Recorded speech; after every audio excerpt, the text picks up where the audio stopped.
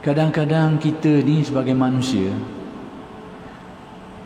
dan kita ini telah diduga oleh Allah dengan nafsu yang sedia ada pada setiap diri manusia. Yang standard nafsu manusia ini, hak standard asah dia tu ammaratun bisu, cenderung, mendorong, menyuruh kepada keburukan. Tetapi nafsu manusia ini boleh ditingkatkan, boleh diubah. Bahkan perlu manusia berusaha untuk merubahnya. Maka dari sinilah timbulnya istilah tazkiyah di dalam Al-Quran. Penyucian jiwa. Kalaulah benda tu, perkara tu tak boleh dibuat, Allah tidak akan perintahkan kita supaya melakukannya. Kerana Allah Ta'ala tidak akan mentaklifkan hamba-Nya dengan sesuatu yang tidak mampu dilakukan. Dan menjadi suatu kaedah yang sudah sedia maklum diterima dalam usul fiqh tu, taklif dengan sesuatu yang tidak mampu, ada perkara yang tidak seperti itu, tidak berlaku seperti itu. Yani bila Allah Ta'ala mentaklifkan kepada kita supaya kita ni berusaha menyucikan jiwa, artinya benda tu boleh disucikan, boleh dibersihkan. Bahkan ada ayat yang sekalipun tidak menyatakan sejelas dan terang, tapi ada makna-makna itu, iaitu firman Allah, qad aflaha man zakkaha, beruntunglah, berjayalah, berbahagialah, berhasillah orang yang menyucikan jiwanya, yakni berusaha menyucikan dia.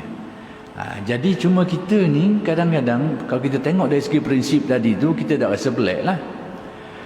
Tapi pengalaman hidup kita kadang-kadang menjadikan kita rasa pelik.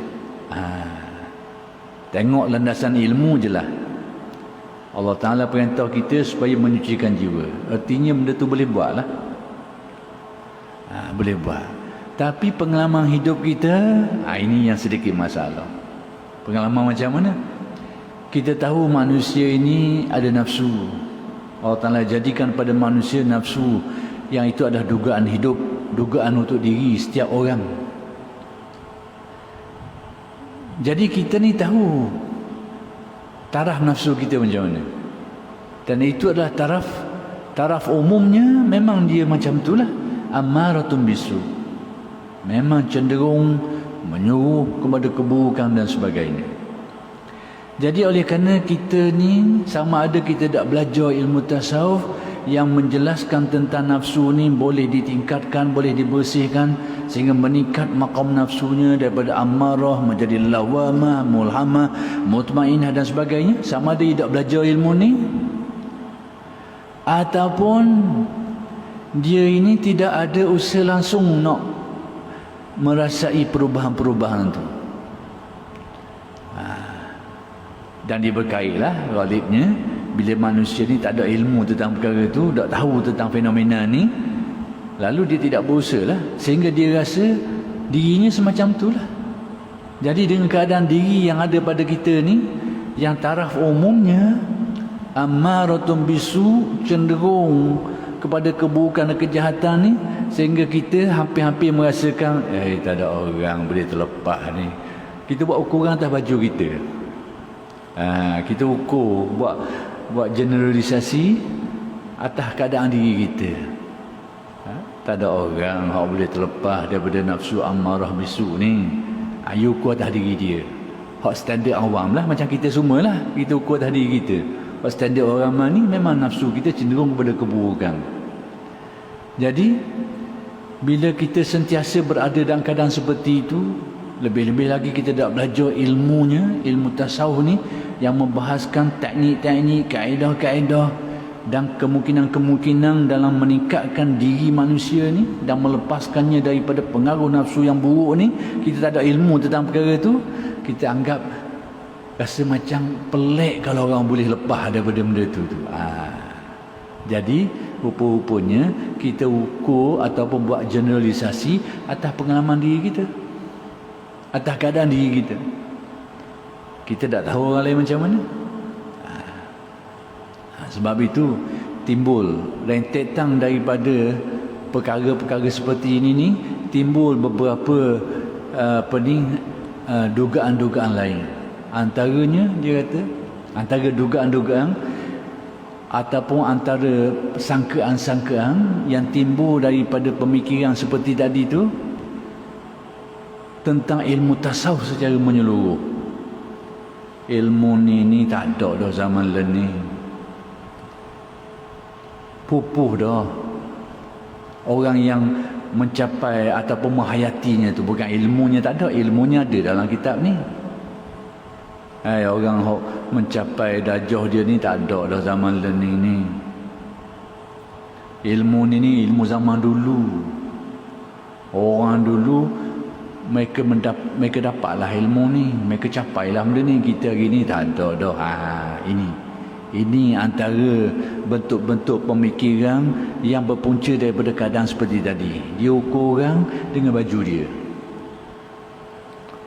Lalu kesannya apa? Dia menafikan. Tak ada dah. Baik. Kalau dinafikan beritahu apa kesan daripada tu? Tak payah mengaji ilmu ni. Tak payah mengaji ilmu ni. Sebab apa? Tak ada. Tak ada dah orang hak menghayatinya, yang boleh ilmu ni ataupun yang merasainya. Banyak sikit cerita lain. Dia anggap macam tak ada dah. Dan timbullah antaranya juga, lah ni tak ada dah orang khusyuk dan semayang ni. Yukur tak diri dia.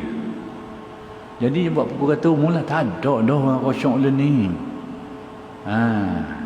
Tidak tahu belambak orang boleh khusyuk. Tidak tahu. Jadi sebab tidak mengaji ilmu ni, tidak ada pengalaman tentang perkara ni, tidak pernah jumpa orang yang menyelami perkara ni, dia anggap pelik lah. Ni. Jadi kata Syekh Ibn Atta, sesiapa yang menganggap pelik, istaghraba ni, pelik ni, dekat-dekat ni mustahil lah. Tak mustahil tapi dekat-dekat. Macam pelik kalau berlaku. Siapa yang rasa pelik, Allah Ta'ala berupaya menyelamatkan dirinya daripada pengaruh-pengaruh nafsunya yang buruk tu. Dia rasa pelik, tak mungkin aku ni boleh gitu. Memang gitu. Yukur dan kadang tidak mengaji. Puncanya kan tidak menyelami lah.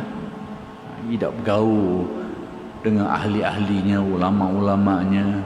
Dia fikir kadang dia tengok tadi gini, rasa macam mustahil, macam pelik je kalau aku boleh lepas dari pengaruh nafsu dia.